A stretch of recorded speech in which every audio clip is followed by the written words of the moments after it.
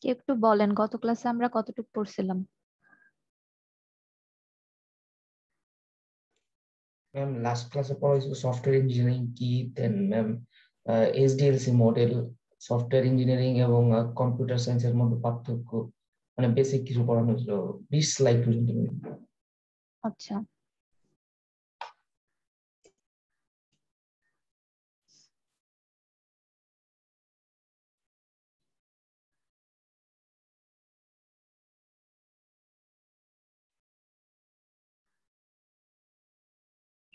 আচ্ছা আমরা এই পর্যন্ত তাহলে দেখছিলাম যে সফটওয়্যার ইঞ্জিনিয়ারিং আর কম্পিউটার সায়েন্সের মধ্যে পার্থক্য কোথায়। তো কেউ একজন একটু আমাকে বলেন এটা আবার, এটা বলতে আমরা কি বুঝি?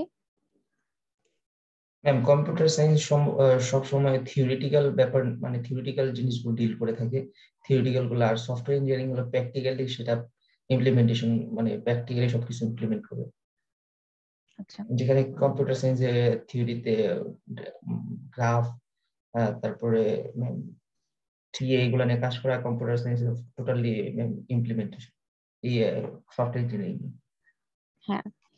তো কম্পিউটার সায়েন্স কি করে, আমাদের থিওরি নিয়ে আলোচনা করে। আহ ধরেন অ্যালগোরিদমস ডিজাইন বা কিভাবে এফেক্টিভ করা যায় সেগুলো নিয়ে কথাবার্তা বলে।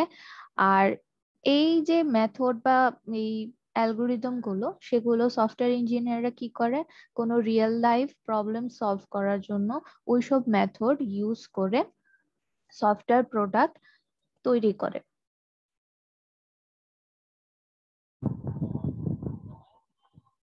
আচ্ছা,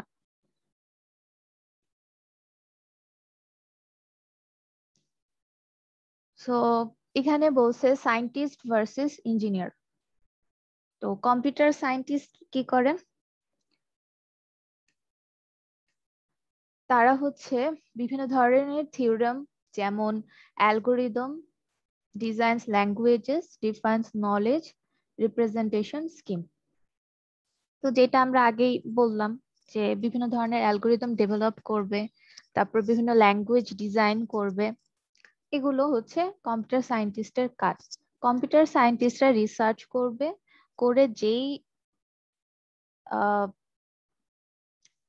অ্যালগোরিদম বা পদ্ধতিগুলো আবিষ্কার করবে, সেগুলা হচ্ছে কি সফটওয়্যার ইঞ্জিনিয়াররা সেগুলো অ্যাপ্লাই করে নিজের কাজে।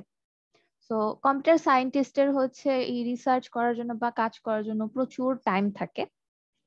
এরপরে হচ্ছে ইঞ্জিনিয়ার। ইঞ্জিনিয়ার কি করে, develops a solution for application specific problem for a client, uses computers and languages, tools, techniques and methods. তাহলে আবারও একই কথা বলতেছি যে ইঞ্জিনিয়ার যেটা করবে, একটা অ্যাপ্লিকেশন স্পেসিফিক প্রবলেমের জন্য, মানে আপনার ক্লায়েন্টের একটা প্রবলেম, আপনার ক্লায়েন্ট কিছু একটা চাচ্ছে যাতে সে সফটওয়্যারটা ইউজ করে কাজটা করতে পারে।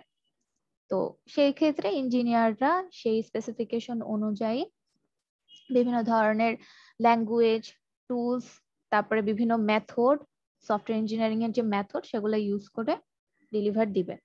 তো সফটওয়্যার ইঞ্জিনিয়াররা কি করতেছে, তারা শুধুমাত্র একটা অ্যাপ্লিকেশন নিয়ে কাজ করে না, তারা বিভিন্ন ধরনের অ্যাপ্লিকেশন নিয়ে কাজ করে।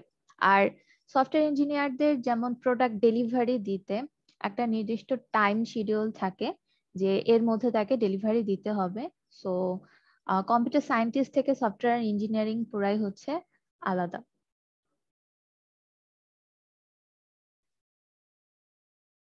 আচ্ছা, তো এখানে আমরা একটা ফিগার দেখতে পারতেছি। তো এই ডোমেনটা হচ্ছে কাস্টমার।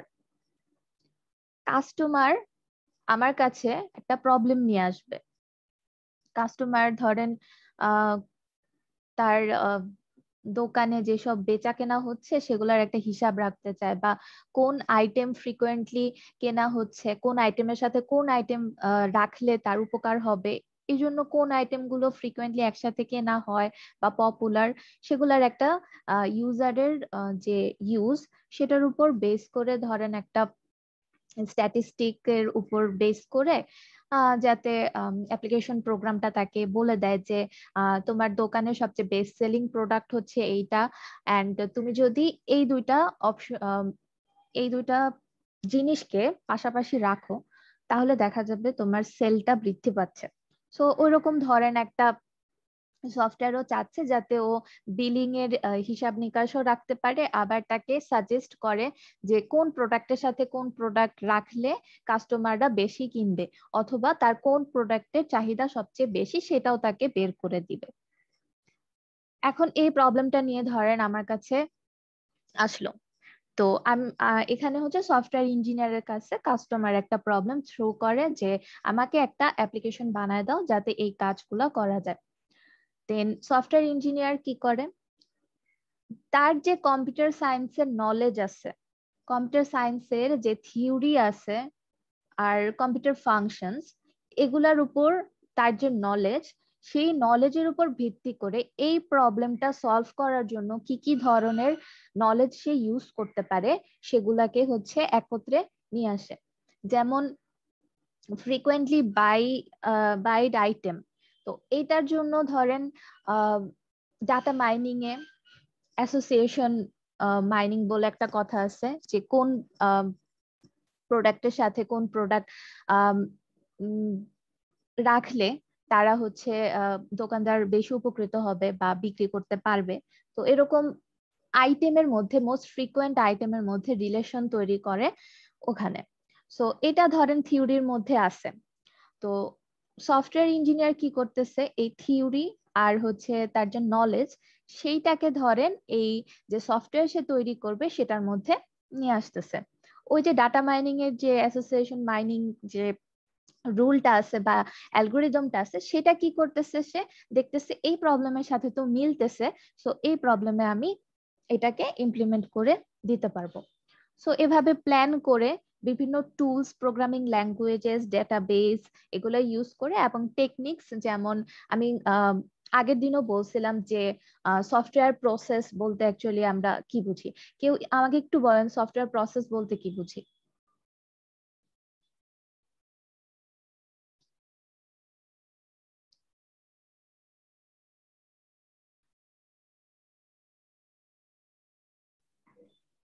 এনিওয়ান বলেন। ম্যাম এখানে সফটওয়্যার প্রসেস বলতে কি বলছেন, মানে সফটওয়্যার কিভাবে প্রসেস করে নাকি সফটওয়্যার মেকিং প্রসেস? সফটওয়্যার আমি আপনাদেরকে ওই দিন কিছু স্টেপ দেখাইছি না সফটওয়্যার প্রসেসের, প্রসেস মডেল। জি হ্যাঁ ম্যাম ম্যাম। দেখাইছিলেন। তো ওইটা একটু বলেন। ম্যাম এই সফটওয়্যার স্পেসিফিকেশন, ডেভেলপমেন্ট, তারপরে হচ্ছে ভ্যালিডেশন, তারপরে হচ্ছে ইনএভ্যালুয়েশন। আচ্ছা, ফার্স্টে হচ্ছে ওই যে রিকোয়ারমেন্ট কালেক্ট করা, তারপরে সেই অনুযায়ী ডিজাইন করা, তারপরে হচ্ছে কোডিং করা, এন্ড লাস্টে হচ্ছে টেস্টিং এবং মেইনটেনেন্স করা। সো এগুলা হচ্ছে সফটওয়্যার প্রসেস মডেল। কোনো একটা সফটওয়্যার তৈরি করার জন্য এই প্রসেসগুলোকে আমাদের ফলো করতে হয়।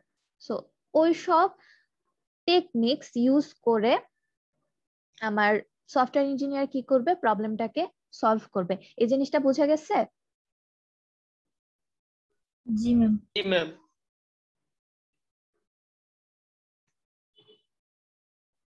আচ্ছা, তো এখানে দেখেন আরেকটা ফিগার দেখানো হয়েছে। তো একটা অফিস আছে ধরেন, যে তাদের এমপ্লয়িরা ইউজ করবে, সেই জন্য একটা সফটওয়্যার বানাতে চাচ্ছে তাদের নিজস্ব অফিসের জন্য। এরপর তারা কি করলো, যে ডেভেলপার আছে তার সাথে কন্ট্রাক্ট করলো যে আমার এই এই রিকোয়ারমেন্ট, আমার এই এই জিনিস করা লাগবে। বাট তারা কি করলো, যে মানি যেটা টাকা সেটা হচ্ছে গিয়ে যতটুকু দরকার তার থেকে কম দিল। আর তাদের রিকোয়ারমেন্ট অনেক বেশি। এখন ডেভেলপার এই ক্ষেত্রে কি করবে বলেন তো, নর্মালি কি করার কথা?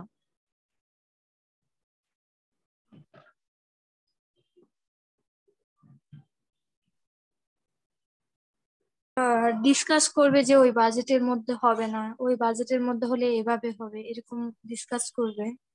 এরকম করা উচিত। বাট ডেভেলপার কি করবে, যেহেতু নর্মালি অ্যাকচুয়ালি যেহেতু তাকে টাকা কম দেওয়া হয়েছে, সে কোনো রকম একটা সফটওয়্যার বানায় দিবে। এরপর এইটা যখন ইউজারের কাছে যাচ্ছে, তখন ইউজার দেখতেছে যে অনেক ফাংশনালিটি সে ইউজ করতে পারতেছে না ঠিক মতো, তো সে আবার কি করবে, তার নিডস আবার ডেভেলপারের কাছে যাবে। সো এইভাবে না করে আমরা যদি যতটুকু মানি আমাদেরকে দেওয়া হচ্ছে এর মধ্যে কিভাবে আমরা সেটাকে একটা কোয়ালিটিফুল সফটওয়্যার দিতে পারি, বা কাস্টমারের সাথে নেগোসিয়েশন করে সবকিছু ঠিক করা যে আপনি এভাবে দিলে আপনার কাজটা আমরা পুরোপুরি ডেলিভার করতে পারবো না, অথবা আপনি এতটুকু দিলে আপনাকে আমরা এতটুকুই ডেলিভার করতে পারবো। সো এইটা হচ্ছে কথা বলে নেওয়া উচিত। তো সফটওয়্যার ইঞ্জিনিয়ারিং এ এই যে আপনার কাস্টমারের সাথে যে কন্ট্রাক্ট করা, যে কি কি আপনি ইমপ্লিমেন্ট করে দিবেন তাকে, তারপরে কতটুকু টাকা আপনি নিবেন, এগুলার নেগোসিয়েশনও কিন্তু একটা সফটওয়্যার ইঞ্জিনিয়ারকে জানতে হয়। কারণ এটাও হচ্ছে অনেক বড় একটা পার্ট। আপনি সফটওয়্যার বিল্ড করে গেলেন, আপনার কোনো প্রফিট হলো না, বা এই টাকা কম পাওয়ার জন্য আপনি কোয়ালিটিফুল সফটওয়্যার দিতে পারলেন না, এটা আপনার জন্যই হচ্ছে ক্ষতি। কারণ আপনি যখন কোয়ালিটিফুল সফটওয়্যার দিতে পারছেন না, তখন আপনার রেপুটেশন খারাপ হচ্ছে। অন্যদিকে ইউজার যখন সিস্টেমটা ইউজ করতেছে, তখন সে ঠিকমতো ইউজ করতে পারতেছে না, যার ফলে আপনার সাথে আবার কন্ট্যাক্ট করতেছে, আপনাকে বারবার চেঞ্জ করে দিতে হচ্ছে। তো এই জন্য এই যে নেগোসিয়েশনের যে ব্যাপারটা, এইটাও কি সফটওয়্যার ইঞ্জিনিয়ারকে খেয়াল রাখতে হয়। তো এখন আমরা দেখব যে সফটওয়্যার ইঞ্জিনিয়ারিং এর কস্ট। আচ্ছা, সো আমরা আগের দিন দেখছিলাম হালকা যে সফটওয়্যার ইঞ্জিনিয়ারিং এর কস্ট হচ্ছে দুই ভাবে হতে পারে। একটা হচ্ছে ডেভেলপমেন্টের কস্ট, আরেকটা হচ্ছে টেস্টিং এর কস্ট। তো দেখা গেছে যে ডেভেলপমেন্ট করতে আমাদের মানে পুরা যে খরচটা হয় আমাদের একটা সফটওয়্যার টোটালি স্ক্র্যাচ থেকে বানাতে, তার 60% হচ্ছে ডেভেলপমেন্ট কস্ট, আর 40%ই হচ্ছে টেস্টিং কস্ট। তো আমরা দেখতেছি ডেভেলপমেন্ট কস্টের কাছাকাছি কিন্তু টেস্টিং কস্ট। কারণ আমি আগের দিনও বলছি যে একটা সফটওয়্যার যখন আপনি তৈরি করবেন, জাস্ট একটা সফটওয়্যার তৈরি করলেই হয়ে যায় না। আপনার সফটওয়্যারটা যদি আপনার বাগ থাকে, কিছুক্ষণ পর ইউজ করার পর ক্র্যাশ করে বা এই টাইপ, তখন কিন্তু আপনার রেপুটেশন খারাপ হবে এবং আপনার সফটওয়্যারের কিন্তু কোয়ালিটি থাকলো না। সো কোয়ালিটি ইনশিওর করাটা খুব বেশি ইম্পর্টেন্ট। যেমন বাজারে অনেক ধরনের সফটওয়্যার কোম্পানি আছে, তো সবাই প্রায় অনেকটা সেম টাইপের সফটওয়্যার বানাতে থাকে। এখন এর মধ্যে মানুষজন আপনারটাই কেন কিনবে? আপনারটা কোয়ালিটিফুল হতে হবে। এখন এই কোয়ালিটিটাকে এনশিওর করার জন্য আমরা কি করি, টেস্টিং করি, সফটওয়্যার টেস্টিং করে সফটওয়্যারে কোনো বাগ থাকলো কিনা সেটা আমরা বের করার ট্রাই করি। সো এটার মধ্যে আমাদের 40% কস্ট চলে যায়। তারপরে বলছে যে কাস্টম সফটওয়্যারের জন্য evolution cost often exceeds development cost. এখন আমাকে বলেন কাস্টম সফটওয়্যার বলতে আমরা কি বুঝি? আমরা আগের দিন দেখে আসছি।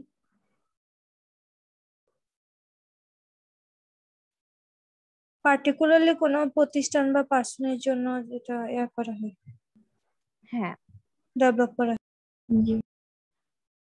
তো ওইখানে কি হয়, দেখা গেছে যে একটা জিনিস আমাকে তৈরি করে দিছে, আমার নিডটা আর একটু বেড়ে গেছে, বা আমি এটা একটু অন্যরকম ভাবে চাচ্ছি, পরে দেখা যাচ্ছে যে আমি আবার তাদেরকে বলতেছি এটা আমাকে একটু চেঞ্জ করে দিতে। সো ইভলিউশন বলতে কি বুঝায়? এই যে চেঞ্জটাকেই বুঝায়, যে আমার নতুন নতুন নিড আসতেছে বা আমি কোনো কিছু চেঞ্জ করতে চাচ্ছি, সেটা কিভাবে চেঞ্জ হচ্ছে। তো দেখা যায় যে এই ইভলিউশনের যে কস্টটা, সেটা হচ্ছে আমার ডেভেলপমেন্ট কস্ট থেকেও বেড়ে যায়। এখন আমাকে বলেন যে জেনারেল যে সফটওয়্যার গুলো আছে সেখানে কেন এমন হয় না?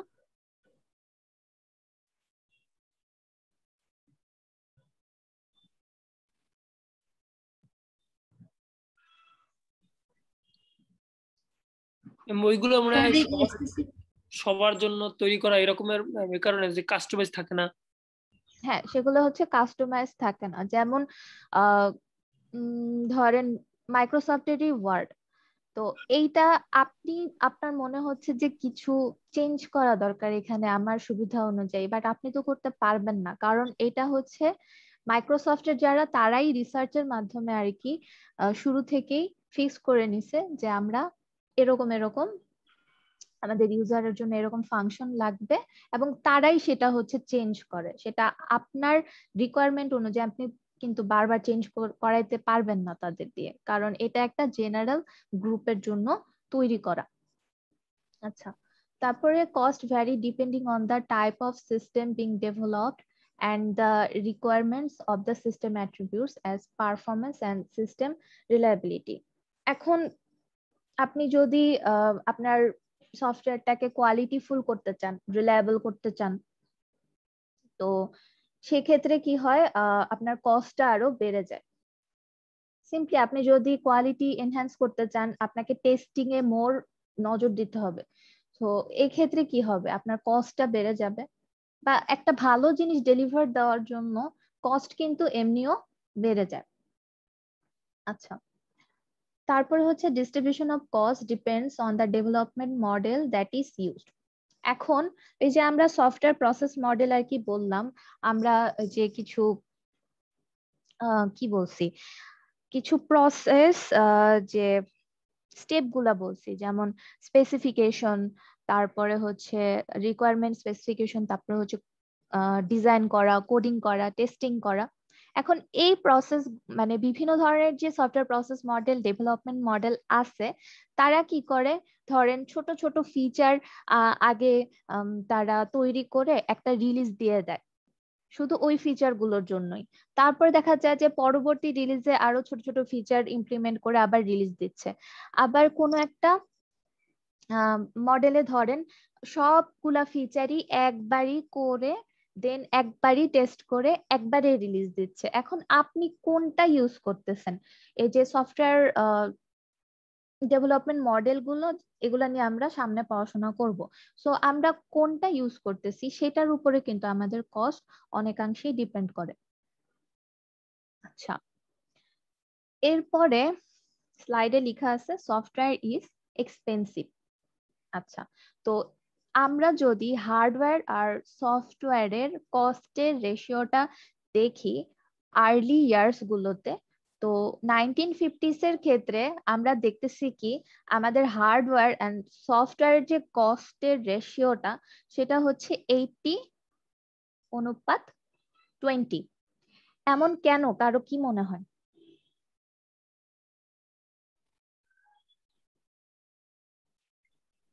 তখন হার্ডওয়্যার কোম্পানিও কম ছিল, ছিল না। প্রাইসটা বেশি ছিল। আর সফটওয়্যারের ক্ষেত্রে সফটওয়্যারে ম্যাডাম উল্টা ছিল, সফটওয়্যার ইঞ্জিনিয়ার কম ছিল, কনজিউমার বেশি ছিল। সেটা 1950-এর দিকে যেটা হয়েছে, যেমন আগে ধরেন কোন একটা গ্যাজেট কিনতে হলে আমাদের যে টাকা পে করা লাগতো, এখন তার থেকে কিন্তু অনেক কম পে করা লাগে। তো এখন হচ্ছে নতুন নতুন টেকনোলজি আসতেছে, এ কারণে হচ্ছে আমাদের ওই হার্ডওয়্যারের দাম আস্তে আস্তে কমে যাচ্ছে। তো আগে কি ছিল যে আমাদের হার্ডওয়্যারটা হচ্ছে অনেক দামি ছিল এবং সফটওয়্যারে কম খরচ কেন, তখন অ্যাকচুয়ালি ওইরকম ভাবে সফটওয়্যার ইউজও করা হতো না।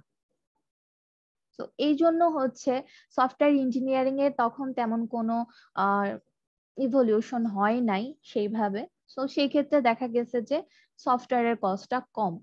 বাট 1980s এ কি হয়েছে, আমাদের হার্ডওয়্যারের যে কস্ট সেটা হচ্ছে গিয়ে কমে গেছে এবং আমাদের যে সফটওয়্যারের কস্ট সেটা হচ্ছে বেড়ে গেছে। যেমন এখন আমাদের বিভিন্ন কাজে বিভিন্ন ধরনের সফটওয়্যার লাগে এবং সব জায়গায় দেখেন সফটওয়্যার মানে অটোমেশন জিনিসটা চলে আসছে।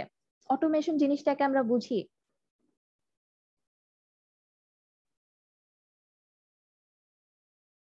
ম্যাম ওভাবে বুঝি না। অটোমেশন মানে আপনার যে সফটওয়্যারটা আছে সে নিজে নিজে ফাংশন করবে।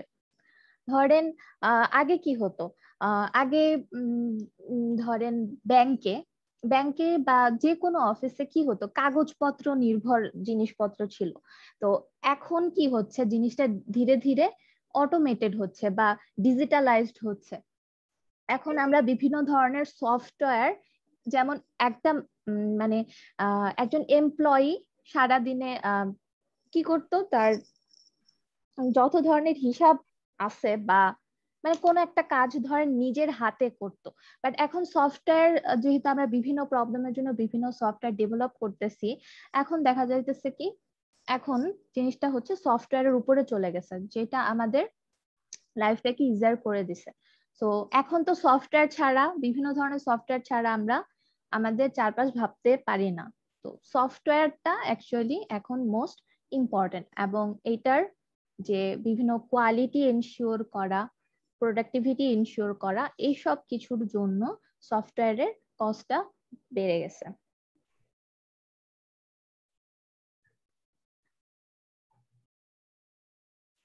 তো সফটওয়্যার যেহেতু এখন এক্সপেন্সিভ হয়ে গেছে, তো এখন আমাদেরকে অ্যাকচুয়ালি দেখতে হবে, মোর ইম্পর্টেন্স দিতে হবে কিভাবে সফটওয়্যারের কস্টটাকে অপটিমাইজ করা যায়।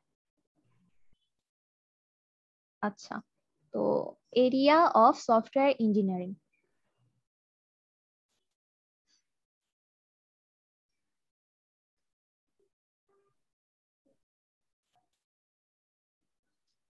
এখানে কি বলছে, methodologies and practices that can be used to solve a problem from problem domain. তো আবার ঘুরে ফিরে একই কথা আসতেছে যে একটা প্রবলেম ডোমেইনের প্রবলেমকে সলভ করার জন্য কি ধরনের মেথডোলজিস বা প্র্যাকটিস করা দরকার, সেটাই হচ্ছে সফটওয়্যার ইঞ্জিনিয়ারিং আলোচনা করে। এই কোর্সটা অনেকটা থিওরি রিলেটেড, তো অনেকজনের বোর্ড লাগতে পারে, বাট অ্যাকচুয়ালি কিছু করার নাই। আচ্ছা, এরপরে বেসিক প্রবলেম একটা দেখাইছে। আচ্ছা, এখানে এইটা দেখে আমরা কি বুঝতে পারি, কেউ একজন বলেন তো?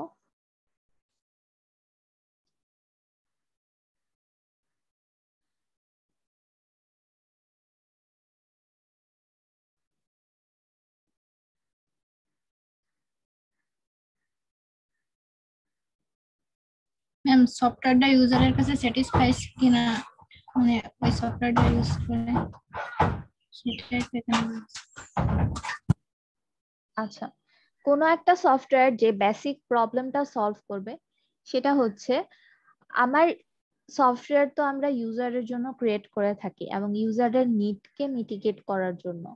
এখন ইউজারের অনেক ধরনের নিড আছে।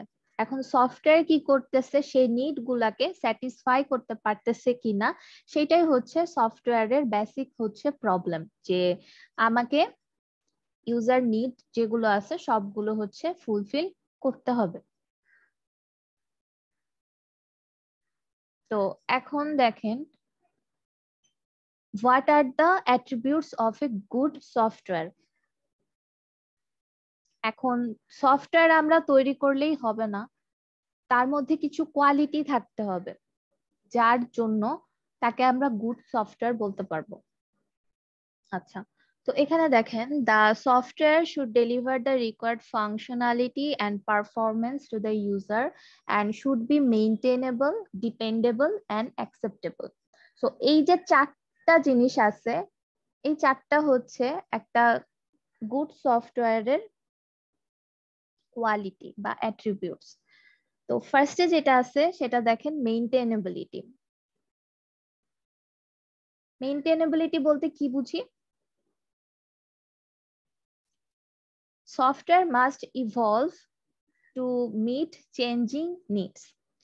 তার মানে আমি ধরেন একটা সফটওয়্যার ক্রিয়েট করলাম ইউজারদের জন্য, এখন হতেই পারে ওইখানে তাদের পুরোপুরি নিড ফুলফিল হয় নাই, বা ওই যে আমরা প্রথম দিন যেমন একটা দেখছিলাম ফিগার দেখছিলাম, ওই যে একটা গাছের সাথে দোলনা বাঁধার।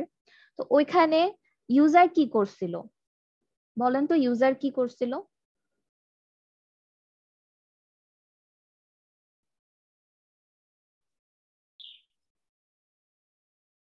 একটা গাছের সাথে দোলনা থাকবে, তার মধ্যে 3টা স্টেপ থাকবে। হ্যাঁ, বাট সেটা কি তার দরকার ছিল? তার অ্যাকচুয়ালি দরকার ছিল যে গাছের সাথে একটা টায়ার বাঁধা টায়ার থাকবে। বাঁধা থাকবে। সে কি করছে এখানে, তার রিকোয়ারমেন্টটাকে ঠিক মতো প্রেজেন্ট করতে পারে নাই।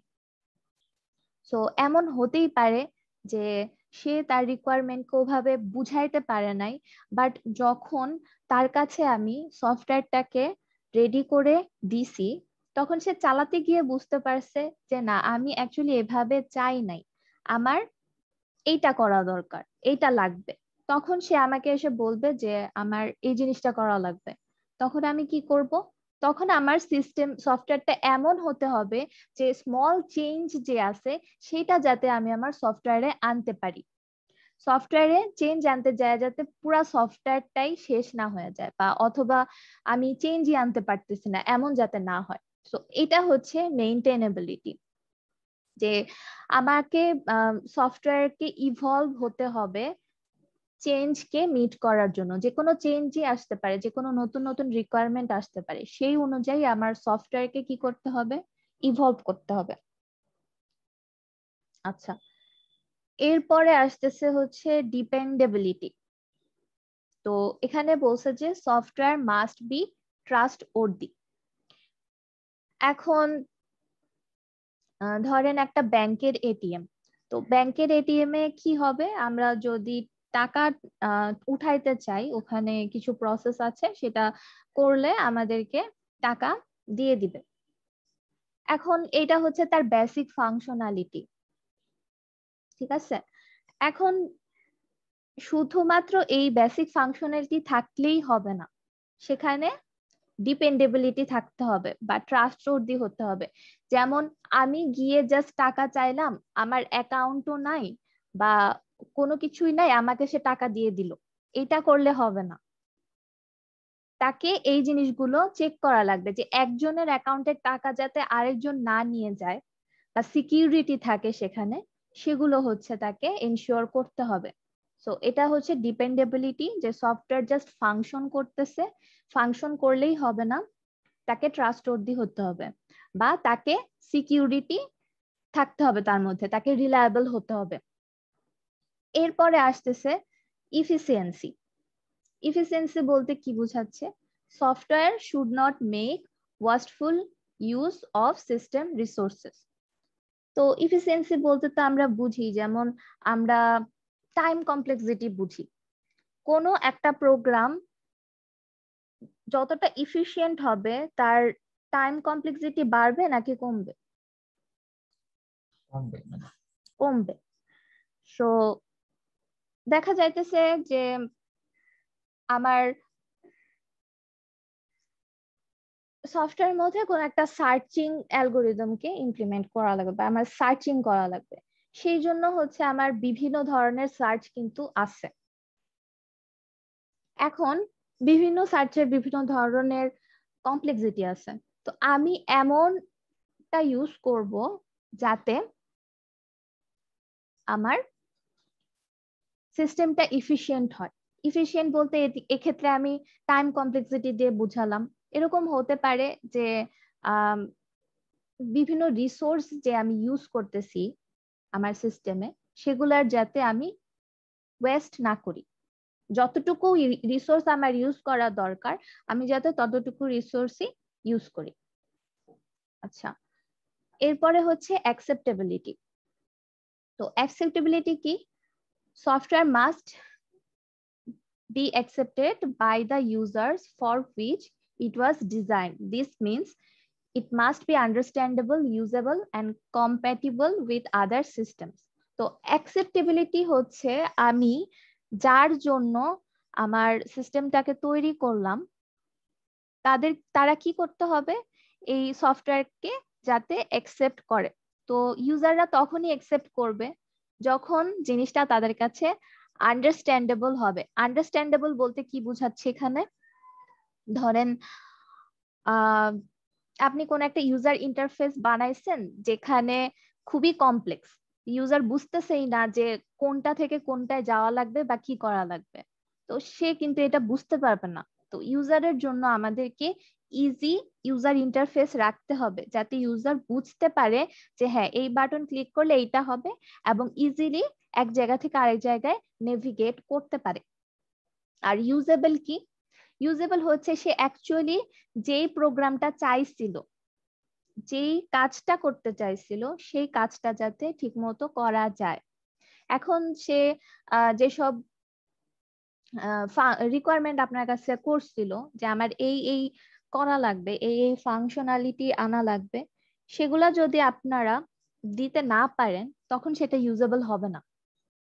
এবং এরপরে বলছে কম্প্যাটিবল উইথ আদার সিস্টেম। এখন কম্প্যাটিবল বলতে আমরা কি বুঝি, কেউ একটু বলেন?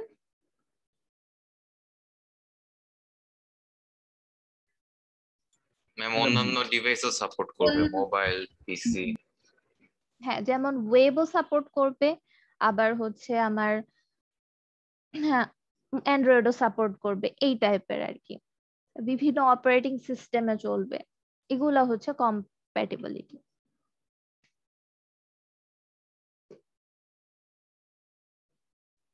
তো এখন বলছে সফটওয়্যার ইঞ্জিনিয়ারিং এর চ্যালেঞ্জেস কি জিনিস। The problem of producing software to satisfy user needs drives the approaches used in software engineering. So এখন বলছে যে what are the factors that drive the selection of a software engineering approach. তো কোন একটা software বানাতে গেলে বিভিন্ন ধরনের চ্যালেঞ্জেস আছে। তো ফার্স্টে যেটা দেখি সেটা হচ্ছে স্কেল। স্কেল বলতে যেটা বুঝি সেটা হচ্ছে সফটওয়্যারের সাইজ, সফটওয়্যারের সাইজটা কতটুকু। এখন এমন হতে পারে যে আমরা অনেক ছোট একটা সফটওয়্যার ডেভেলপ করতেছি বা ছোট একটা ওয়েবসাইট বানাচ্ছি, জাস্ট কয়েকটা পেজের ওয়েবসাইট বানাচ্ছি। আবার আমাদের প্রজেক্টটা এমন বড় হতে পারে যে পুরো একটা ইনস্টিটিউশনের বেশ কিছু ফাংশনালিটির জন্য আমাদের সফটওয়্যারটা বানাতে হচ্ছে। এখন স্কেলের ব্যাপার আছে, আমরা যে ছোট জাস্ট একটা ওয়েবসাইট বানাচ্ছি সেটার স্কেল কিন্তু খুবই ছোট, আর একটা পুরো ইনস্টিটিউশনের জন্য হেভি সফটওয়্যার বানানো তাদের সব ফাংশনালিটির জন্য, তো সেটা হচ্ছে বড়। এখন ছোট সফটওয়্যার বানাতে গিয়ে আমার যে ধরনের অ্যাপ্রোচ নেওয়া উচিত, যে ধরনের ধরেন লোকজন নেওয়া উচিত, তো বড় ধরনের সফটওয়্যার বানাতে গেলেও একই ধরনের কিন্তু আমার অ্যাপ্রোচ হবে না। এখন একটা ছোট ওয়েবসাইট বানানোর জন্য আমি যদি ওয়েব ডেভেলপার 6-7 জন নিয়ে আসি, সেটা কিন্তু আমার এখানে কাজ করবে না, একটা ওয়েবসাইট একজনই বানাতে পারে। তো এখানে হচ্ছে সেটা হয়ে যাবে, ওয়েস্ট হয়ে যাবে। এখন আমার প্রজেক্টের স্কেল অনুযায়ী দেখতে হবে যে আমি এটার জন্য কি পরিমাণ রিসোর্সেস ইউজ করব। তো এটা হচ্ছে স্কেল। স্কেলের উপর ভিত্তি করে আমাদের কি ধরনের অ্যাপ্রোচ ইউজ করব এগুলো ঠিক হবে। এরপর হচ্ছে প্রোডাক্টিভিটি। প্রোডাক্টিভিটি বলতে কি বোঝাচ্ছে, আগেও বলছি আমরা যে সফটওয়্যার ইন্ডাস্ট্রিতে কাজ করতেছি, ধরেন আমাদের একটা ফার্ম আছে, আমরা কত ধরনের সফটওয়্যার হচ্ছে বা কয়টা সফটওয়্যার হচ্ছে বিল্ড করতে পারতেছি, এটা হচ্ছে প্রোডাক্টিভিটি। তো এখন কোয়ালিটি কি? কোয়ালিটি হচ্ছে আমাদের সফটওয়্যারটা কতটা নির্ভুল, কতটা ইফিশিয়েন্ট, ঠিক আছে। এখন আমি যদি কি করি, কোয়ালিটি ইনশিওর করার জন্য একটা সফটওয়্যারের পিছে সব লোকজন লাগাই দিই, যে সব লোকজন মিলে এই একটা সফটওয়্যারেরই কোয়ালিটি এনহ্যান্স করবে যাতে এটা বেস্ট সফটওয়্যার হয়। তো সেক্ষেত্রে দেখা যাচ্ছে কি আমার প্রোডাক্টিভিটি কমে যাচ্ছে, সব লোকজন মিলে একটা সফটওয়্যার পিছনে সারা দিন রাত খেটে যাচ্ছে তার কোয়ালিটি এনহ্যান্স করার জন্য, বাট তার প্রোডাক্টিভিটি কি হচ্ছে? প্রোডাক্টিভিটি কমে যাচ্ছে। আর যদি আমি দেখা যায় যে আমি জাস্ট সফটওয়্যারই বানাইতেই থাকবো, আমার কোয়ালিটি এনশিওর করার কোনো দরকার নেই, কোন রকম কাজ করলেই হয়েছে, তো সেই ক্ষেত্রে কি হবে, কোয়ালিটিটা কিন্তু খুবই ডিগ্রেড হয়ে যাবে। সো আমাদেরকে সবসময় প্রোডাক্টিভিটি আর কোয়ালিটি এই দুটার মধ্যে একটা ট্রেড অফ আনতে হবে, দুটার মধ্যে ব্যালেন্স করে চলতে হবে। তো এই দুটার মধ্যে যে ব্যালেন্স করে চলাটা, সেটাই অ্যাকচুয়ালি কনসিস্টেন্সি। আচ্ছা, এরপরে আসতেছে রেট অফ চেঞ্জ। তো সফটওয়্যারের বড় যে চ্যালেঞ্জটা সেটা হচ্ছে এর মধ্যে চেঞ্জ আসবেই। কোন একটা সফটওয়্যার, যেমন আমরা সফটওয়্যার দেখতেছি যে যেগুলা আমাদের ইনস্টল করা, সেগুলাই যদি দেখি, সেগুলা কিন্তু প্রত্যেকটা মুহূর্তে কিছু দিন পর পর সেগুলার আপডেট আসতেছে, সেগুলো হচ্ছে আপডেট হচ্ছে। তো চেঞ্জ যে সফটওয়্যার এর মধ্যে আসবে সেটাই হচ্ছে স্বাভাবিক। সেই চেঞ্জটাকে মিট করা এবং সেটাকে সলভ করা, এটাও হচ্ছে সফটওয়্যার ইঞ্জিনিয়ারিং এর একটা চ্যালেঞ্জ। এখন দেখেন স্কেল নিয়ে বলছে, software must deal with problem of scale. Methods for solving small problems do not scale up for large problem. যেটা আমি বললাম যে স্মল প্রবলেমের জন্য আমি যে মেথডটা ইউজ করব, একটা লার্জ স্কেল প্রবলেমের জন্য আমি সেইটাই ইউজ করতে পারবো না। এরপরে হচ্ছে industrial strength software problems tend to be large. So industrial স্ট্রেংথে যে সফটওয়্যার গুলো আমরা ক্রিয়েট করি সেটা হচ্ছে অনেক লার্জ হয়। যেমন একটা ইনস্টিটিউশনের পুরা যে কাজগুলো সে করবে সেগুলা হচ্ছে একটা সফটওয়্যার ফার্মের কাছে বললো আমার ইনস্টিটিউশনের সবগুলা কাজের জন্য আমাকে একটা সফটওয়্যার তৈরি করে দাও। তো এইটা হচ্ছে অনেক লার্জ হয় স্কেলে। আমাকে স্কেল বুঝতে পারছি তাহলে সফটওয়্যারের? জি ম্যাম। আচ্ছা, তো এখানে বলছে যে to clear dimension in this, একটা হচ্ছে ইঞ্জিনিয়ারিং মেথড আর একটা হচ্ছে প্রজেক্ট ম্যানেজমেন্ট। আচ্ছা, তো ইঞ্জিনিয়ারিং মেথড বলতে কি বোঝাচ্ছি, যে এই যে সফটওয়্যার ইঞ্জিনিয়ারিং এর যে প্রসেস গুলো আমরা ইউজ করতেছি সেটা হচ্ছে আমরা স্পেসিফিকেশন করতেছি, রিকোয়ারমেন্ট কালেক্ট করতেছি, দেন ডিজাইন করতেছি, ডেভেলপ করতেছি, টেস্ট করতেছি, এগুলো হচ্ছে সফটওয়্যার ইঞ্জিনিয়ারিং এর মেথডস আর কি। একটা সফটওয়্যার তৈরি করার জন্য যেসব মেথড আমরা ফলো করতেছি। আর প্রজেক্ট ম্যানেজমেন্ট বলতে কি বোঝাচ্ছে, একটা সফটওয়্যার ক্রিয়েট করার জন্য অনেকগুলো টিম লাগে বা অনেকগুলো রোল প্লে করে এরকম এমপ্লয়ি লাগে বা ইঞ্জিনিয়ার লাগে। সো এদের মধ্যে, এদের কাজের মধ্যে যে সমন্বয় করা, কাজ ডিস্ট্রিবিউট করে দেওয়া, কমিউনিকেট করা, মিটিং করা, প্রজেক্টটাকে ম্যানেজ করা, হচ্ছে টোটাল প্রজেক্টের যত রিসোর্স আছে সবাইকে ম্যানেজ করা, সেটাই হচ্ছে প্রজেক্ট ম্যানেজমেন্ট। তো যেটা আমি দেখলাম যে জাস্ট ইঞ্জিনিয়ারিং মেথড থাকলেই হবে না। যেমন প্রথম যে আমরা ক্লাসটাতে দেখছি যে ওই যে কাঠের গাছের সাথে দোলনা ঝুলানোর, ওখানে সব মেথড ইঞ্জিনিয়ারিং মেথডই কিন্তু ছিল, কিন্তু কি ছিল না তাদের মধ্যে বলেন তো?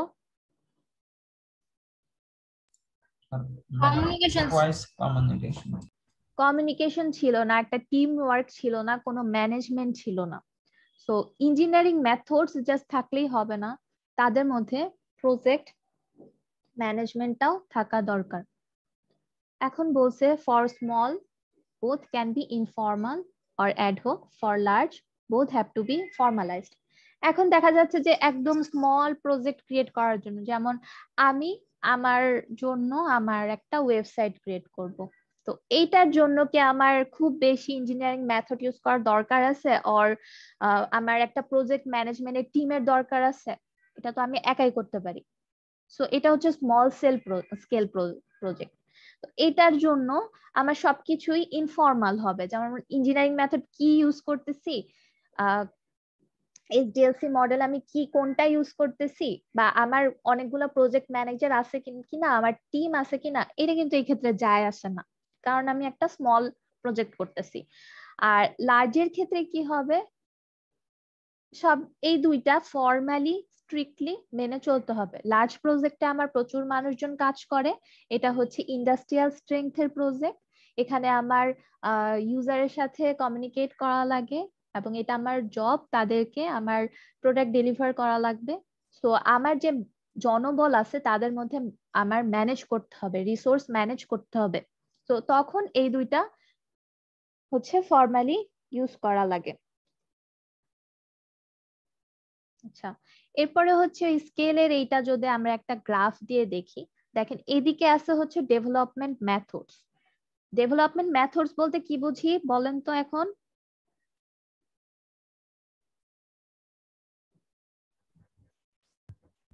ম্যাম ওই যে যে প্রসেস মডেলের যে পার্টগুলো স্পেসিফিকেশন, ডেভেলপমেন্ট, তারপরে ইনোভেশন, এগুলো হচ্ছে যাবে। হ্যাঁ, আর এইদিকে আছে ধরেন ওয়াই অ্যাক্সিসে আছে হচ্ছে প্রজেক্ট ম্যানেজমেন্ট। প্রজেক্ট ম্যানেজমেন্ট যেটা সেটা তো বললামই যে আমার অনেক এমপ্লয়ি আছে বা আমার টিম আছে অনেকজন, তাদের মধ্যে তাদেরকে ম্যানেজ করা, তাদের কাজের মধ্যে সমন্বয় সাধন করা, মিটিং করা, এগুলা সব হচ্ছে গিয়া প্রজেক্ট ম্যানেজমেন্টের অংশ। দেন কোন একটা শিডিউল ক্রিয়েট করে দেওয়া যে এই শিডিউলের মধ্যে এরা হচ্ছে কাজ কমপ্লিট করতে হবে। দেন কোন একটা ইস্যু ক্রিয়েট করা যে এই কাজটা এই টিমের করা লাগবে, তারা করে হচ্ছে সেটাকে ডান বলে দিবে। তো এরকম ম্যানেজমেন্ট যেটা সেটা হচ্ছে প্রজেক্ট ম্যানেজমেন্ট। সো ইনফর্মাল মানে হচ্ছে দরকার নাই তেমন একটা, খুব বেশি একটা মানার দরকার নেই এগুলাকে। আর ফর্মাল এদিকে যাচ্ছে যত তত ফর্মাল হচ্ছে। ফর্মাল মানে কি স্ট্রিক্টলি মেইনটেইন করতে হবে এবং ওয়েল ডিফাইন্ড মেথড ইউজ করতে হবে, ওয়েল ডিফাইন্ড প্রজেক্ট ম্যানেজমেন্ট করতে হবে। তো এখন স্মল প্রজেক্টের ক্ষেত্রে দেখা যাচ্ছে কি দুইটাই ইনফর্মাল জোনে আছে, তার মানে আমাদেরকে খুব বেশি একটা এগুলো মানা লাগবে না। যেমন আমি যদি নিজের জন্য জাস্ট একটা ওয়েবসাইট ক্রিয়েট করি, সেখানে আমার কোনো টিমেরও দরকার নাই, কোনো কিছুরও দরকার নেই, কোনো মেথড ক্রিয়েট করারও দরকার নেই। বাট জিনিসটা যখন আস্তে আস্তে ইন্ডাস্ট্রিয়াল স্ট্রেংথের বড় প্রজেক্টের যতক্ষণ যাইতে থাকবে, এই জিনিসটা ততই ফর্মাল হতে থাকবে, ততই আমাকে তখন ডেভেলপমেন্ট মেথডস আমি কি ইউজ করব, কি ডেভেলপমেন্ট সাইকেল ইউজ করব, এন্ড আমার প্রজেক্ট ম্যানেজমেন্টটা কি ধরনের প্রজেক্ট ম্যানেজমেন্ট ইউজ করব, তখন আমাকে দুইটাই ফর্মালি মেইনটেইন করতে হবে এবং স্ট্রিক্টলি মেইনটেইন করতে হবে। আচ্ছা, এরপরে বলছে an illustration of issues of scale is counting the number of people in a room versus taking a census. Census মানে বুঝি জনগণনা, আদমশুমারি আর কি। তো এখন একটা রুমে কিছু পিপল আছে, তাদেরকে কাউন্ট করা লাগবে, আর একটা পুরা দেশে কত জনসংখ্যা আছে সেটা কাউন্ট করা লাগবে। এখন আমাকে বলেন কোনটার স্কেল কেমন?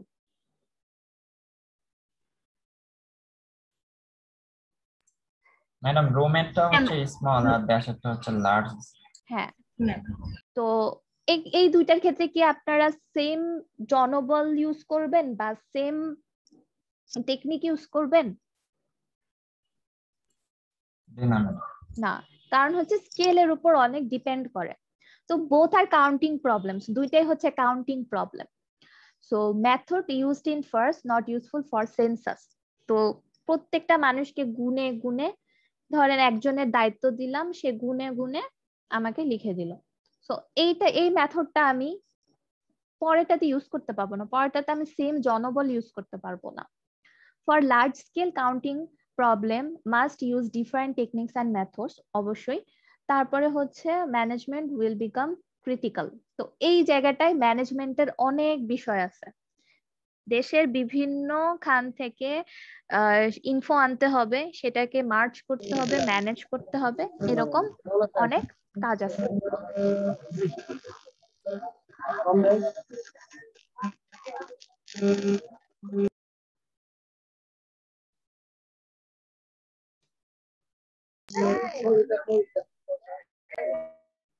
কেউ কি কিছু বলতে চাচ্ছেন?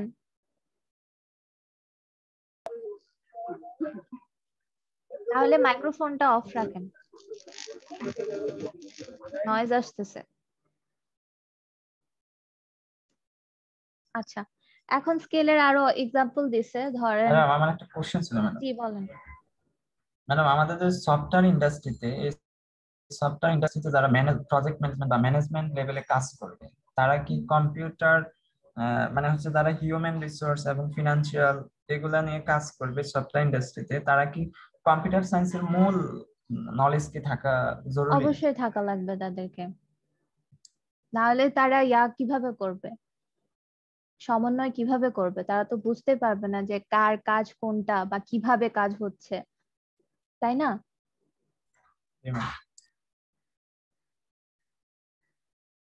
আর ধরেন আলাদা করে বিজনেস অ্যানালিস্ট থাকে, তার এত কিছু বোঝা লাগে না, বাট প্রজেক্ট ম্যানেজারের অবশ্যই এই জিনিসের জ্ঞান থাকা লাগবে। আচ্ছা, এরপর দেখেন স্কেলের এক্সাম্পল দিছে, এখানে বেশ কিছু প্রোগ্রামের নাম দিয়ে দিছে।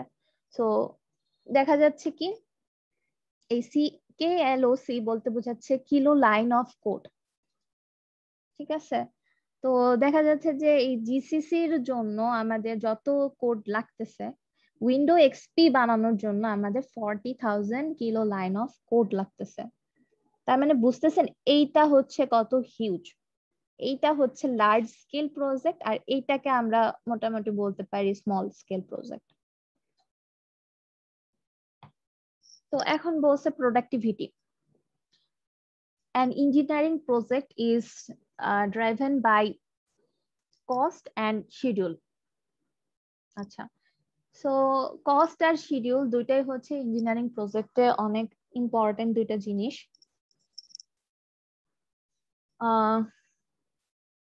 কস্ট বলতে কি বোঝাচ্ছে? কস্ট বলতে মেইনলি বোঝাচ্ছে হচ্ছে manpower cost, hence it is measured in person month. মানে এক মাসে আপনার কতজন এমপ্লয়ি অ্যাকচুয়ালি আপনার প্রজেক্টের পিছে কাজ করলো, সেটা দিয়ে অ্যাকচুয়ালি ম্যান পাওয়ার কস্ট বোঝাচ্ছে। এরপরে বোঝাচ্ছে, এরপরে দেখেন শিডিউল।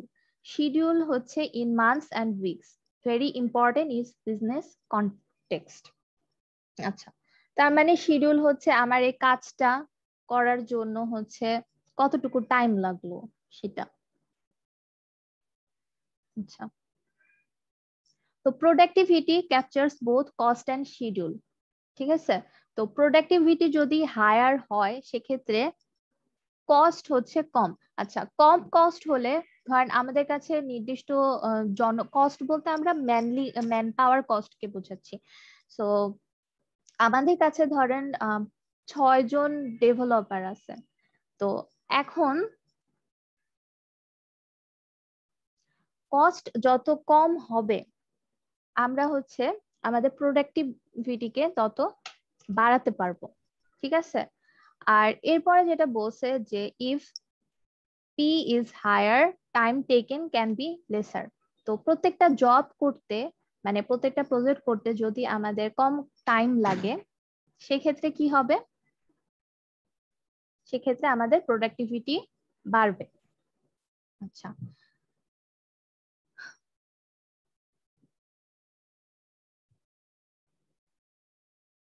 আচ্ছা, এখানে আমরা একটা জিনিস দেখতেছি, productivity is equal to output divided by input resources. এখন আমার ইনপুট বলতে কি বোঝাচ্ছে? একটু আগে কি দেখে আসছি, ইনপুট বলতে অ্যাকচুয়ালি আমার কতজন লোক কাজ করতেছে আর কি,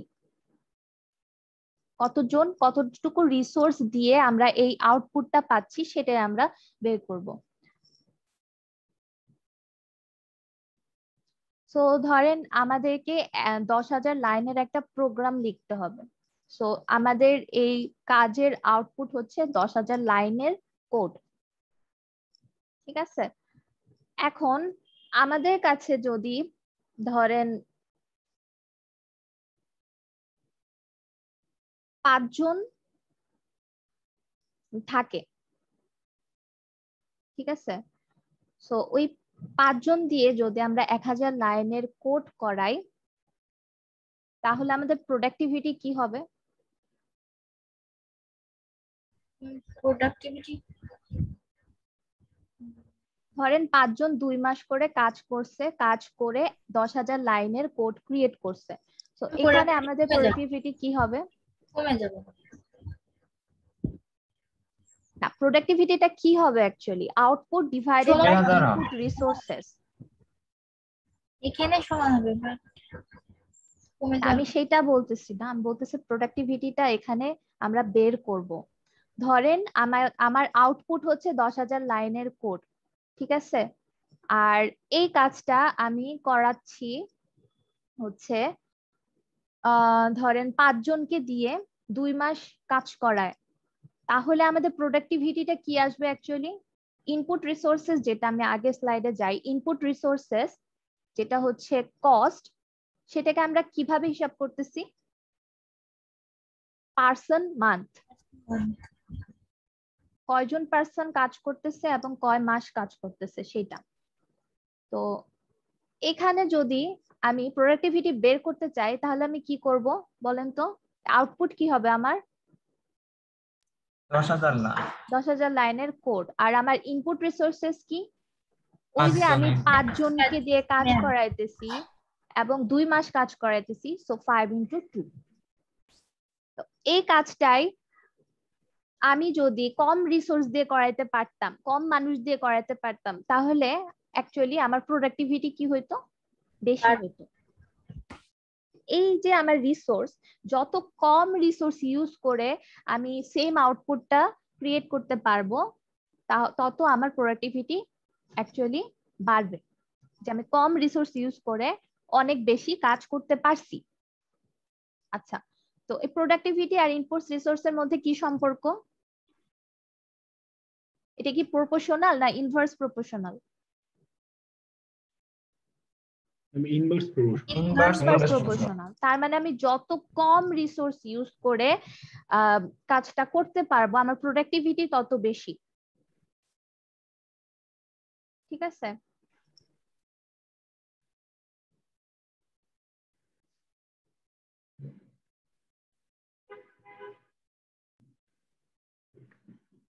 তো এখানে দেখেন যে ইনপুট রিসোর্সেস হচ্ছে এফোর্ট, পার্সন, মান্থ, মানে একটা পার্সন কয় মাস কাজ করছে সেটা গুণ করে দিলে আমরা পাচ্ছি হচ্ছে ইনপুট রিসোর্সেস হচ্ছে আমাদের কি আছে। আর ওভারহেড কস্ট যেটা বলতেছি সেটা হচ্ছে is modelled in the rate for person month. So একজনের বেতন যদি মাসে 50,000 টাকা হয়, তাহলে যদি আমরা কস্টের ক্ষেত্রে হিসাব করতে চাই এই প্রোডাক্টিভিটিকে, যেমন আমি 5 জনকে কাজ করাচ্ছি, 2 মাস কাজ করাচ্ছি এবং একজনের বেতন হচ্ছে 50,000, তাহলে 5 × 2 × 50,000 হবে। তো এই টোটাল কস্ট আমার হচ্ছে এই আউটপুটটা পাওয়ার জন্য। সো আমি যদি আমার কস্টটাকেও কমাতে পারি, তাহলে আমি কি করতেছি? কম কস্টে আমি বেশি আউটপুট পাচ্ছি। তো এক্ষেত্রে আমার প্রোডাক্টিভিটি কি হবে? বাড়বে। আচ্ছা,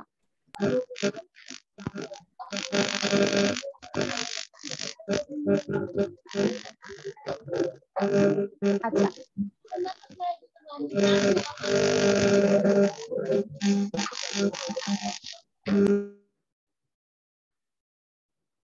আচ্ছা। তো ধরেন ইসের প্রোডাক্টিভিটি হচ্ছে, একটা সফটওয়্যার প্রোডাক্টের প্রোডাক্টিভিটি হচ্ছে এরকম 2.5 থেকে 5 kilo line of code per person month. বুঝতেই তো পারছেন যে আমার প্রোডাক্টিভিটির কি হবে, ইউনিট কি হবে? উপরে থাকতেছে হচ্ছে আমার কত কিলো লাইনের কোড আছে, সেটা হচ্ছে আমার আউটপুট। যেমন আমি যদি এখানে দেখি কত কিলো লাইনের কোড আছে, সেটা হচ্ছে আমার আউটপুট। এন্ড আমার ইনপুট রিসোর্সেস কি?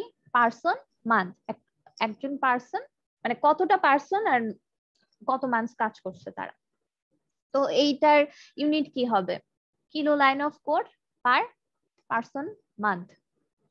সো এটা। Then what is the productivity in a typical commercial software organization? তো দেখা যাচ্ছে যে সফটওয়্যার অর্গানাইজেশনে বা সফটওয়্যার ফার্মে এইটা হচ্ছে 100 থেকে 1000 line of code per person মান্থের সমান। তো why it is low when your productivity is so high? ঠিক আছে? তো তোমার আপনার প্রোডাক্টিভিটি হচ্ছে এরকম, বাট একটা টিপিক্যাল সফটওয়্যার ফার্মে এই প্রোডাক্টিভিটি হচ্ছে 100 থেকে 1000 লাইন অফ কোডের সমান। ঠিক আছে? এখন বলছে এইটা কেন লো? কারণ হচ্ছে একটা স্টুডেন্ট প্রজেক্ট বিল্ড করা আর একটা software project industry project build করা, এটা হচ্ছে দুইটা ডিফারেন্ট থিংস। এরা এই 100 লাইনস এর মধ্যেই অনেক কাজ করে ফেলতেছে, যেটা আমাদের করতে এত বেশি লাগতেছে। তো এরপরে আছে হচ্ছে quality. Quality is the other major driving factor.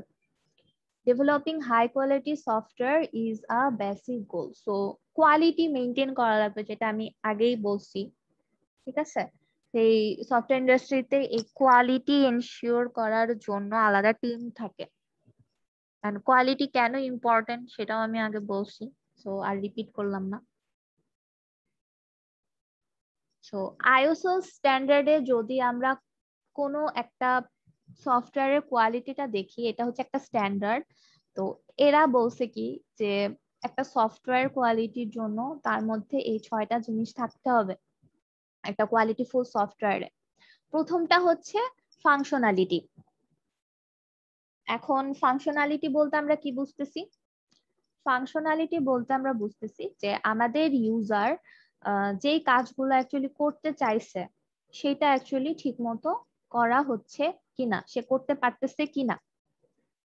যেমন একটা রোবট যদি আমি চিন্তা করি, সে তার রিকোয়ারমেন্ট ছিল সে হাত পা নাড়াচাড়া করতে পারবে, সে নাড়াচাড়া করতে পারতেছে কিনা সেটা হচ্ছে কথা। বা এটিএম এর কথা যদি আমি বলি, এটিএম থেকে আমরা টাকা তুলতে পারবো, এখন আমরা বাটন টাটন প্রেস করে টাকা তুলতে পারতেছি কিনা, সেটা হচ্ছে ফাংশনালিটি। এরপর আসছে রিলায়েবিলিটি। এখন এটিএম থেকে টাকা তুলতে পারতেছি আমরা, এটা হইলেই তো হবে না, এমন জিনিস চেক করা লাগবে যে আপনার ব্যাংক ব্যালেন্সের টাকা না থাকলে যাতে আপনি সেটা তুলতে না পারেন, বা একজনের টাকা যাতে আরেকজন না তুলতে পারে, এরকম রিলায়েবিলিটি থাকতে হবে, এরকম সিকিউরিটি ইস্যু থাকতে হবে। দেন আসতেছে হচ্ছে ইউজেবিলিটি। ইউজেবিলিটি যেটা বললাম যে ইউজার ফ্রেন্ডলি হতে হবে। এখন আমি ব্যাংকের এটিএম এ টাকা তুলতে গেলাম, আমি অ্যাকচুয়ালি কিছুই বুঝলাম না, একা একা ধরেন তুলতে গেছি, কখনো কোনো ম্যানুয়াল দেখি নাই, তো আমি অ্যাকচুয়ালি কিছুই বুঝলাম না কোত্থেকে কি করা লাগবে, কোনো ইনস্ট্রাকশন নাই, ইউজার ইন্টারফেসটা এমন যে আমি বুঝতেছি না। তো এইটা তো অবশ্যই একটা গুড কোয়ালিটির সফটওয়্যারের জন্য হবে না। তো এটা হচ্ছে ইউজেবিলিটি থাকতে হবে। দেন হচ্ছে ইফিসিয়েন্সি, যেটা আমি আগেও বলছি যে আমরা যেই মেথড ইউজ করে, যেই অ্যালগোরিদম ইউজ করে কাজ করতেছি, বা আমাদের সফটওয়্যারটা যাতে ইফিসিয়েন্ট হয়, রিসোর্সের অযথা ওয়েস্ট না করে, সেটা দেখতে হবে। এরপর মেইনটেনেবিলিটি। মেইনটেনেবিলিটি কি? একটা সফটওয়্যার আমরা তৈরি করে ফেলছি, এখন আমাদের যদি নতুন নতুন রিকোয়ারমেন্ট আসে বা কোনো চেঞ্জ আসে, তাহলে সেইটা যাতে আমরা অ্যাকনলেজ করতে পারি এবং সেই চেঞ্জটাকে যাতে আমরা আনতে পারি, সেটাই হচ্ছে মেইনটেনেবিলিটি। এরপর পরে আছে হচ্ছে পোর্টেবিলিটি। পোর্টেবিলিটি বলতে যেটা বোঝাচ্ছি যে আমরা বিভিন্ন সিস্টেমে যাতে সফটওয়্যারটাকে চালাইতে পারি, যেমন আমাদের ওয়েব ভার্সনও থাকে এবং কনকারেন্ট অ্যান্ড্রয়েড ভার্সনও যাতে থাকে, যাতে আমরা এটাকে চালাতে পারি। সো এগুলা হচ্ছে আইএসও স্ট্যান্ডার্ড, এই 6টা অ্যাট্রিবিউটস দিছে গুড কোয়ালিটি সফটওয়্যারের। তো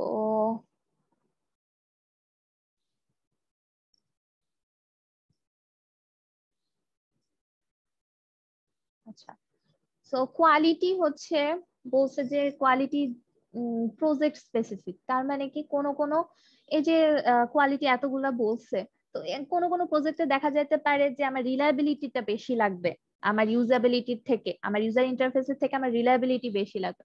কোনোটাতে হতে পারে যে আমার রিলায়েবিলিটি খুব একটা লাগবে না, বাট আমার ইউজার ইন্টারফেসটা যাতে ইউজ করতে পারে সবাই। যেমন যেসব মানুষের সফটওয়্যার ইউজ করে অভ্যাস নেই, তারা যাতে সহজে বুঝতে পারে, সেটা হচ্ছে ইউজাবিলিটি। তো কোনো কোনো সফটওয়্যারের ক্ষেত্রে দেখা যাবে যে রিলায়েবিলিটি বা প্রোটেকশনটাই বেশি ইম্পর্টেন্ট, আর কোনো কোনো সফটওয়্যারের ক্ষেত্রে দেখা যাচ্ছে যে ইউজাবিলিটি বেশি ইম্পর্টেন্ট।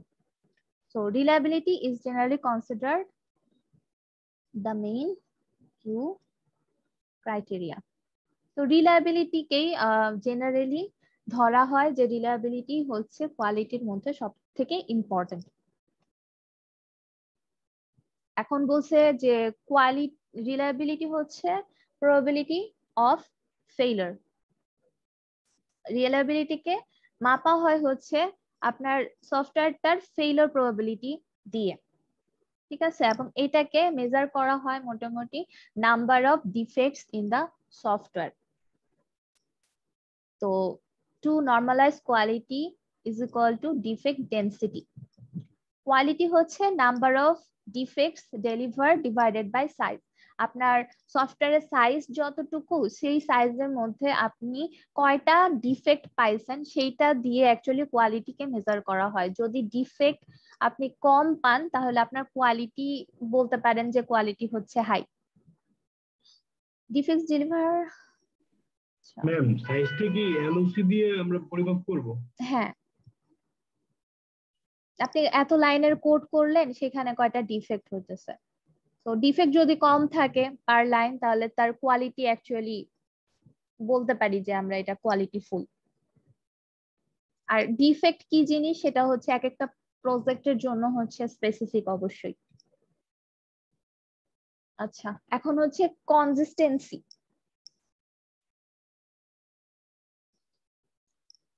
কনসিস্টেন্সি কি জিনিস বলেন তো, একটু আগে বলছি।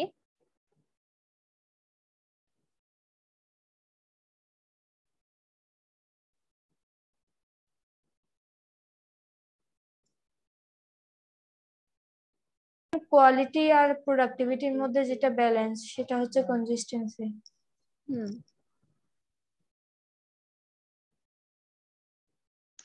Sometimes a group can deliver one good software but not a second. এটা বলতে আমরা বুঝতেছি যে আমার সফটওয়্যার যে ফার্মটা আছে অনেক ভালো কোয়ালিটির একটা সফটওয়্যার ডেলিভার দিয়েছে, এরপর আর ওরা কিছু ডেলিভার দেয় নাই। কোয়ালিটি এনশিওর করতে গিয়ে তাদের প্রোডাক্টিভিটি নষ্ট হয়ে গেছে। তো এখন আমাদের যে চ্যালেঞ্জ সেটাই যে কোয়ালিটি এন্ড প্রোডাক্টিভিটির মধ্যে একটা সমন্বয় সাধন করা। আমি যাতে কোয়ালিটি প্রোডাক্ট এবং আমার প্রোডাক্টিভিটিও যদি বাড়ে, এটা হচ্ছে মেনটেন করা।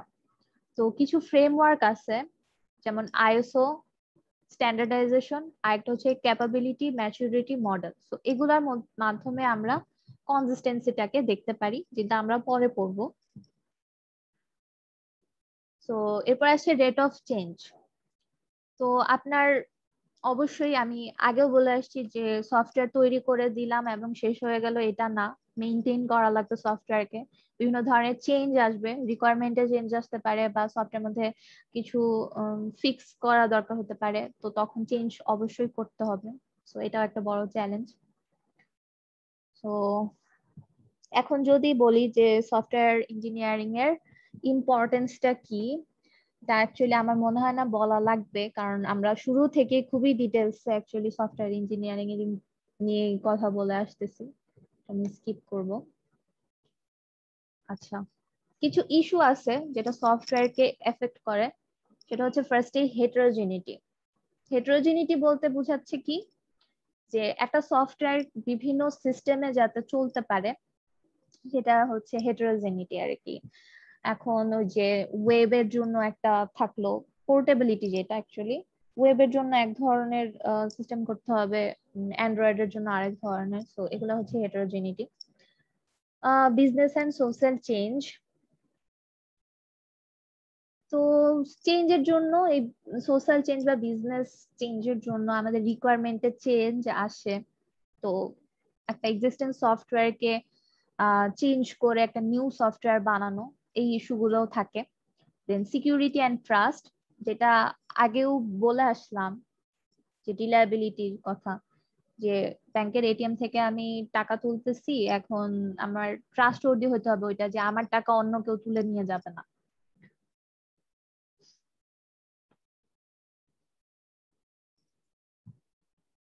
তো এখন সফটওয়্যার ইঞ্জিনিয়ারিং ডিভার্সিটি বলতে কি বোঝাচ্ছে, বিভিন্ন ধরনের সফটওয়্যার আছে এবং এক একটা সফটওয়্যার হচ্ছে একটা সফটওয়্যার বিল্ড করার টেকনিক বা মেথোডোলজি যে আমরা ইউজ করব, সেটা কোনোটার জন্য ইউনিভার্সাল হতে পারে না। এক একটার স্পেসিফিকেশন এক রকম থাকবে এবং সেই অনুযায়ী সফটওয়্যারের যে ডিজাইনিং প্রসেস সেটাও ডিফার করবে। তো আজকে মনে হয় আমরা এতটুকুই রাখি। আমি রেকর্ডিংটা অফ করে দিলাম।